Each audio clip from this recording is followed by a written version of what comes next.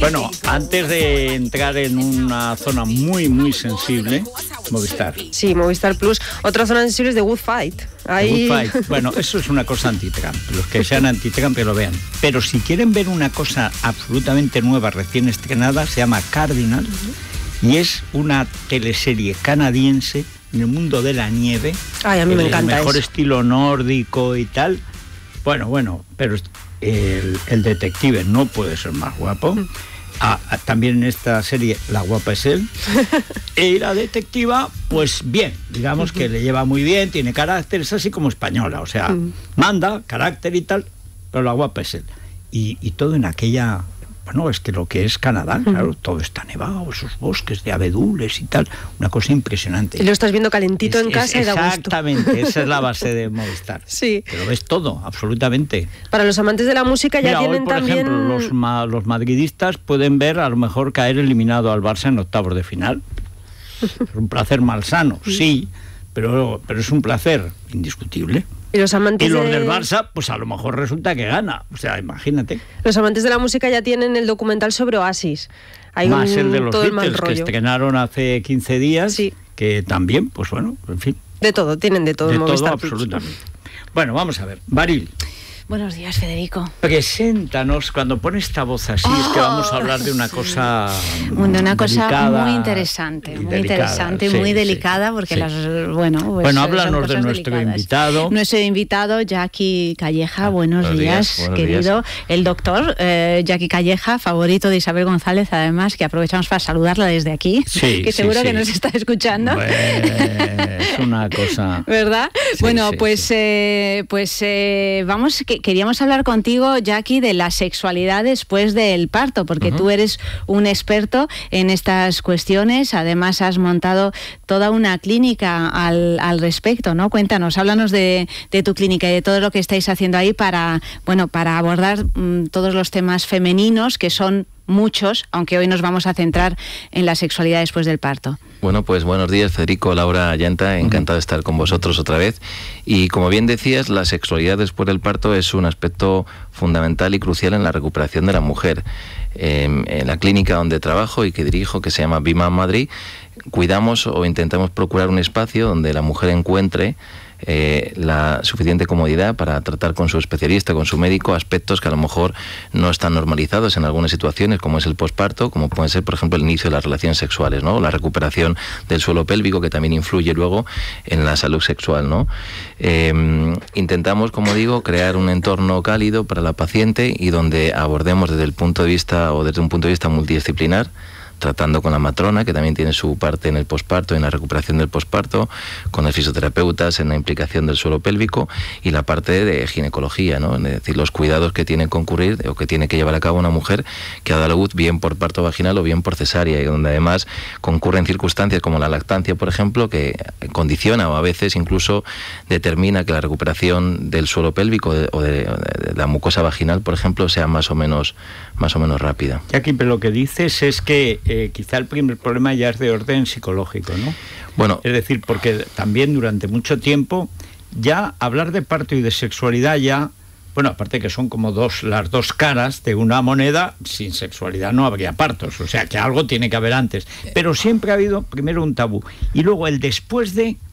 Ya parece que una madre no, bueno, pues si tiene más niños algo ha tenido que pasar, pero siempre ha habido como una especie de tabú, que en parte era por ignorancia, también porque la atención médica entonces era más limitada, sí. Pero yo creo que sobre todo era de orden psicológico, ¿no? Bueno, vamos a ver, en el parto ocurre algo que es la llegada de un hijo a una mujer, que de repente las atenciones se vuelcan en el niño, de repente la mujer o el marido pasan a un segundo, a un tercer plano, y la mujer cambia sus expectativas, sus cuidados de su propia imagen corporal o su recuperación en pos de la crianza de un niño, ¿no? Sí.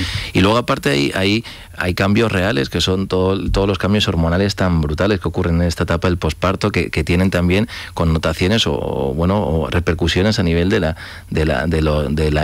emotividad de la paciente, ¿no? De un poco el plano psicológico que decía Federico, ¿no? Y luego está el aspecto de que después de un parto, donde ha habido, por ejemplo, un desgarro, unos puntos, pues hay una parte que la mujer no está cómoda, ¿no? Y aparte no le apetece ni siquiera tener relaciones porque puede estar molesta, porque puede estar incómoda y porque todos los cuidados van dirigidos al niño, ¿no? Cada vez menos, porque las mujeres en el embarazo se cuidan más. Cada vez los ginecólogos intentamos ser más respetuosos con el parto y más conservadores, porque hablamos de pacientes jóvenes, de mujeres jóvenes. A mí no me gusta hablar de una embarazada como paciente, sino de una mujer que en una etapa de su vida, de total normalidad, decide tener un hijo, ¿no? Y entonces somos, como decían los ginecólogos, más conscientes de que tratamos a mujeres jóvenes que tienen una vida sexual muy larga después. Entonces hay que ser pues respetuosos con el periné, con el suelo pélvico. Las mujeres se preparan también y nosotros, los ginecólogos, debemos contribuir a esa recuperación desde el momento del embarazo, con la preparación del periné, y el momento del parto, que es crucial. Bueno, es que ha cambiado mucho también el concepto, o sea, no solo porque evidentemente, y ya lo hemos dicho en varias ocasiones aquí, nuestra vida sexual se ha alargado mucho, porque nuestra vida se ha alargado, pues afortunadamente. Estamos viviendo 20 años más que nuestros abuelos. Entonces habrá que cuidarse.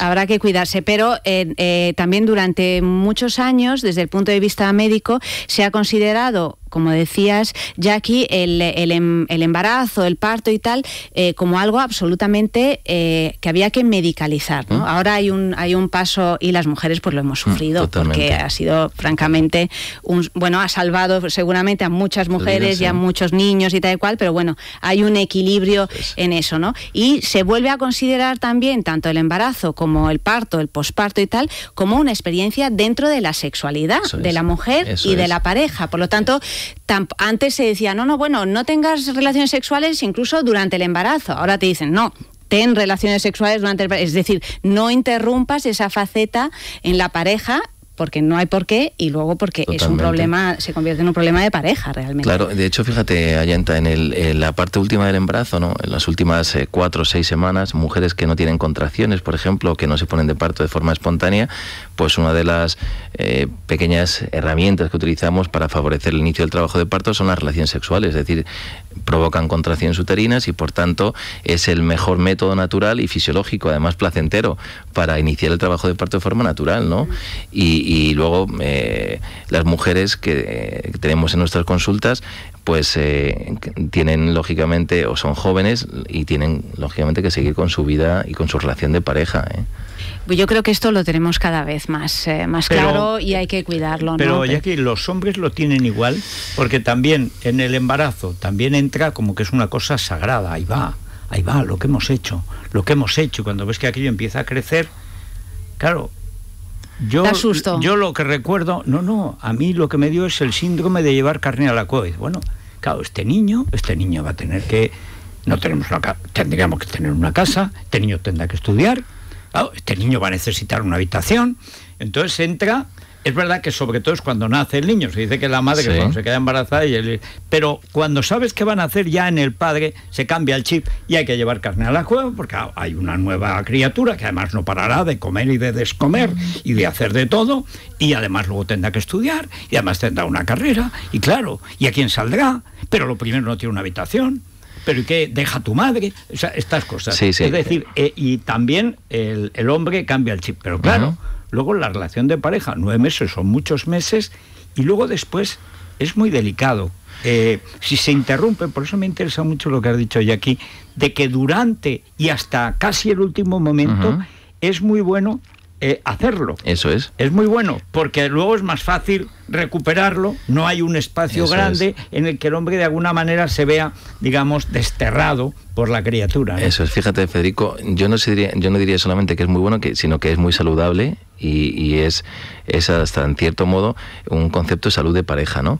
El interrumpir las relaciones durante el embarazo hace que esa inercia en la falta de relaciones sexuales se convierta en una rutina en el posparto, ¿no? Incluso hay muchos hombres que durante el embarazo preguntan, así un poco tímidos, ¿no? Porque les da un poco de corte que sea el hombre el que en la consulta nuestra del ginecólogo haga esta pregunta, ¿no? Oye, pregúntale si podemos tener relaciones, ¿no? Durante el embarazo. Hay que decirles, oye, que solamente estás embarazada, no pasa absolutamente nada. Si no estás enferma. cardiopatía. No es una enfermedad, no es una enfermedad, es un proceso absolutamente biológico y natural. Salvo situaciones de algún, pues un hematoma, algún sangrado, circunstancias que impliquen que tenga que haber un reposo para la mujer. Te lo dice el médico. Claro, efectivamente, pero yo diría que el hombre, fíjate, en el posparto quizá es el que genera esa situación de falta de relaciones por miedo, por un concepto también cultural establecido en nuestra cultura occidental, que en el posparto la atención se dedica casi exclusivamente a la crianza del niño y el hombre de hecho pasa, yo no te diría al quinto plano, muchas veces, ¿no? Sí, pero yo creo que las mujeres eso lo tenemos cada vez más claro, es un error que se ha hecho y que se hace. Se paga. Pero por supuesto que se paga, pero yo creo que también se ha dicho tanto que hay muchas mujeres que están abordando ese momento de otra forma. Todavía estamos en un país que es toda Europa,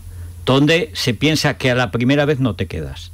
O sea, pero me refiero... Mucha educación sexual, pero en la práctica, cosas básicas de la educación sexual siguen sin calar. Totalmente, Federico, pero me refiero a que la mujer yo creo que ahora es más consciente que sí, que ha tenido un hijo, pero que también está al lado su marido. O sea, que hay que mantener esa relación. Es un crío que hay que cuidar también. Y también de cuidarse ella misma. Fíjate ahora cómo se habla siempre del suelo pélvico, de volver a reforzarlo, de volver a recuperar para volver a sentir placer, volver a tener relaciones sexuales placenteras, que antes también nosotras mismas nos olvidábamos totalmente las mujeres de nosotras mismas, era eso, todo el niño. Y sabes, Laura, lo que me llama la atención en las consultas ahora, que las mujeres de forma proactiva nos dicen después del segundo, el tercer parto, oye, ya no siento lo mismo en las relaciones, ¿no? Por la laxitud vaginal que generan tener 2 o 3 niños, ¿no?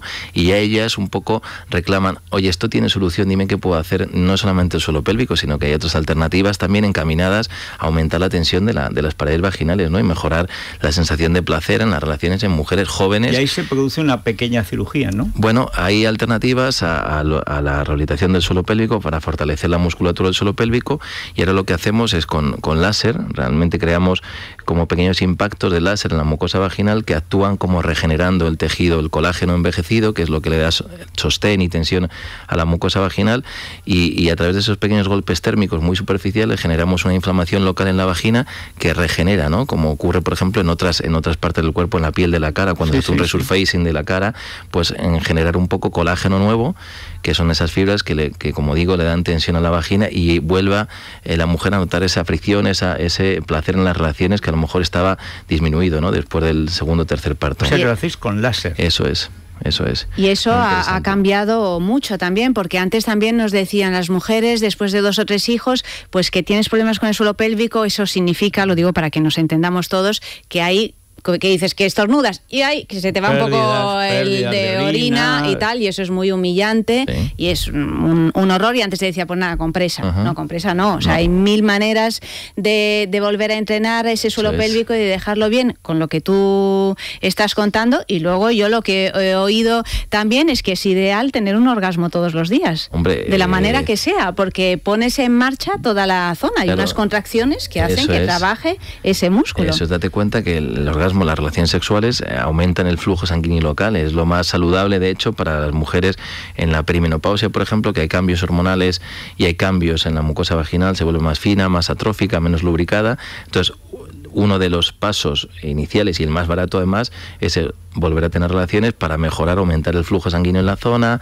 restaurar el epitelio de la mucosa vaginal y un poco como primer paso para mejorar la salud sexual, ¿no? Incluso ya hablamos luego... O sea que esto es como dijo el fiscal célebre, que solo en compañía de otros hay que hacerlo. Hay que hacerlo, hay que estar en la onda. Claro. A veces el solitario no es un juego tan malo, sino que a veces... Es lo que más funciona en Internet, con mucha diferencia. Microsoft ha confesado que su programa, su único programa absolutamente universal es el solitario. Efectivamente. Ha confesado Bill Gates, ya mayor, ya millonario, ha dicho la verdad. Que no, nuestro gran hallazgo fue el solitario. Bueno, al fin y al cabo es gratuito y no necesitas compañía. Evidente, y además es muy sencillo. Hacemos una pequeñita pausa y seguimos hablando de todo esto. Bueno, cuidado porque en Madrid, por ejemplo, hay un agua muy buena, pero en general las zonas costeras en España, no digamos ya en otros sitios de Europa, tiene un agua muy mala. Y entonces el problema del agua es que tiene cal a veces. Pero la cal se puede tratar, se puede quitar. Esto lo sabe todo Silvia. Silvia Ribeiro con Masical. Si tu agua tiene mucha cal,